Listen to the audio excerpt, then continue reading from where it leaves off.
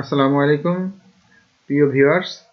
আজকে আপনাদেরকে আমি দেখাবো যে মোবাইল দিয়ে কিভাবে আপনি এনটিআরসির স্পেশাল যে নিয়োগ বিজ্ঞপ্তি দিয়েছে সেই নিয়োগ বিজ্ঞপ্তিতে আপনি শূন্য পদ দেখবেন, তারপর দরখাস্ত করবেন, এ টু জেড সব কিছু দেখাবো, যেটা আপনি কোনো কম্পিউটারের ম্যানের কাছে দ্বারস্থ না হয়ে নিজ মোবাইল দিয়েও আপনি আবেদন বা অন্যান্য সব কাজ করতে পারবেন। এজন্য আজকে আমি আপনাদেরকে মোবাইলের মাধ্যমে কিভাবে এগুলো করতে পারেন একে একে আমি দেখাবো। আশা করি আমার সাথে থাকবেন। তো আসুন প্রথমে দেখান আমার এই যে মোবাইল স্ক্রিন, এই স্ক্রিনের আমি এখানে এই যে ক্রোম ব্রাউজারে গেলাম। ক্রোম ব্রাউজারে দরখাস্তের জন্য এনজিআইতে যাব, nji.teletalk.com.bd এটাতে গেলাম। একটু সময় দেন, অপেক্ষা করেন।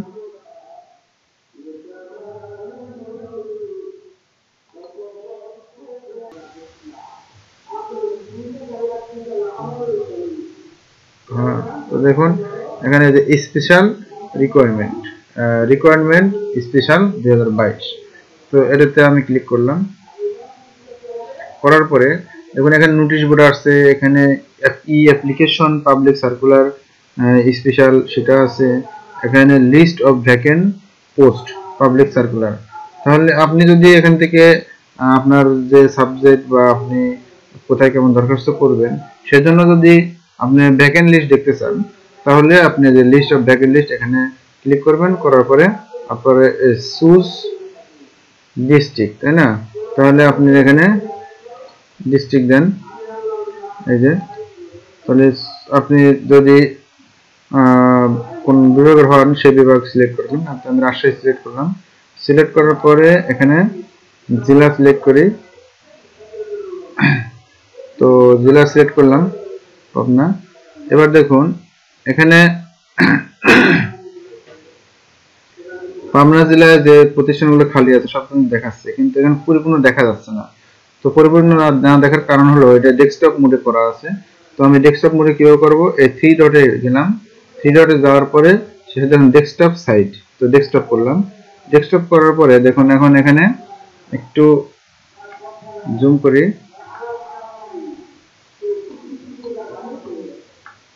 তো যাই হোক এখানে দেখুন এই যে ইনস্টিটিউট আবার আছে, তারপরে এখানে আবার রাজশাহী পাবনা। এখন দেখুন এখানে কিন্তু পাবনা জেলায় যতগুলো শূন্যপদ আছে সবগুলো দেখাচ্ছে। তো এই শূন্যপদগুলো আমরা কিভাবে দেখব, তো এখানে দেখুন এখানে স্ক্রল করলে আপনি একের পর এক সব দেখতে পাবেন। তো এই যে কোন সাবজেক্ট কোথায় ফাঁকা আছে সবকিছু কিন্তু এই যে পাবনা আটঘরিয়াতে লেকচারার ইনফরমেশন। আসলে এবছর যারা লেকচারার ইনফরমেশন টেকনোলজিতে আছেন তাদের জন্য সুখবর যে তাদের অনেক পদ ফাঁকা আছে। তো আপনি এখান থেকে একসাথে 10টা না দেখে 100টা দেখতে পারেন। তো এইভাবে এখান থেকে কিন্তু আপনি শূন্য পদ দেখতে পাচ্ছেন। এখান থেকে শূন্য পদ দেখে তারপরে আপনি সিদ্ধান্ত নিতে পারেন। এখানে দেখেন যে বাম সাইডে দেওয়া আছে যে এটাকে ফিমেল মেল ফিমেল নাকি পুরুষ হলে আপনি অবশ্যই মেল এবং ওই যে ফিমেল যেটা আছে সেটাতে করবেন। আর যদি ফিমেল হন তাহলে তাদের জন্য শুধু ফিমেল অনলি যেগুলো আছে এগুলোতে করলে বেশি আপনার সম্ভাবনা থাকবে। তো যাই হোক এইভাবে আপনি আপনার কাঙ্ক্ষিত দেখতে পারবেন। তো এখান থেকে শূন্যপদগুলো দেখে নিলেন, নেওয়ার পর এখন আপনার দরখাস্ত করা। তো আসুন আমরা ব্যাকে যাই। ব্যাকে যাওয়ার পরে দেখুন এখানে আছে ই অ্যাপ্লিকেশন। এই অ্যাপ্লিকেশনে গেলাম। যাওয়ার পর এখান থেকে যদি আপনি ডেস্কটপ মোড করে নেন হয়তো ভালো হবে। তো ডেস্কটপ মোড আমি আগেই করে নেই। নেওয়ার পর এখানে আমি ক্লিক করলাম, করার পরে একটা নবম ব্যাচের একটা স্টুডেন্টের আমি দরখাস্ত করি। তো এই নবম এক্সাম, তারপরে এখানে কিছু আছে রোল, তো রোল আমরা দেই।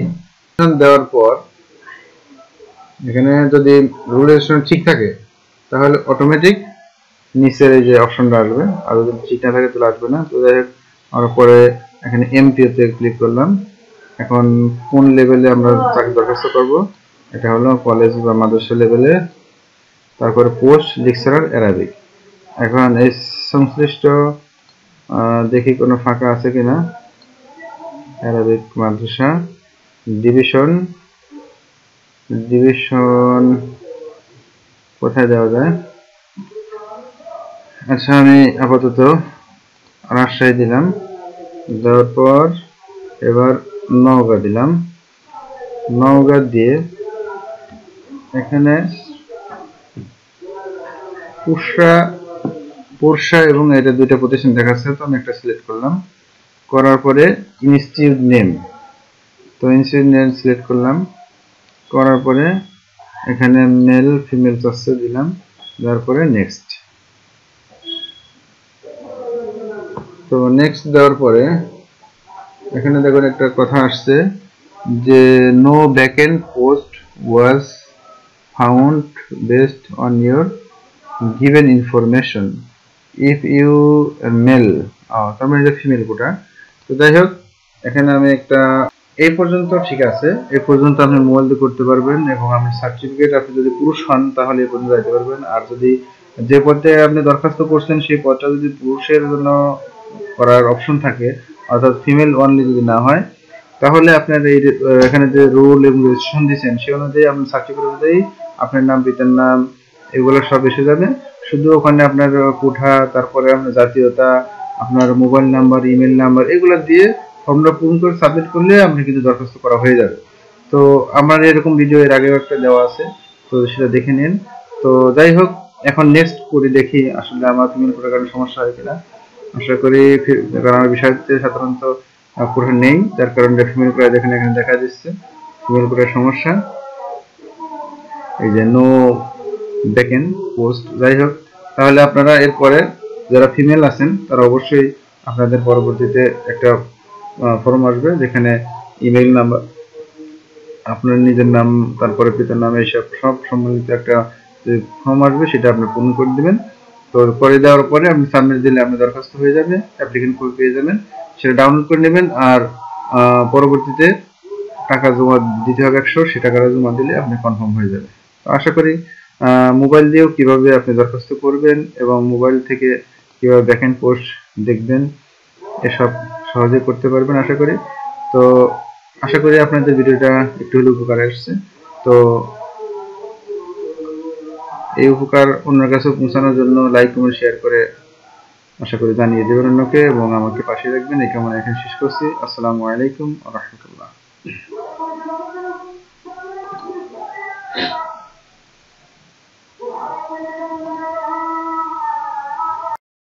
Thanks for watching. Don't forget to like the video. And don't forget to subscribe.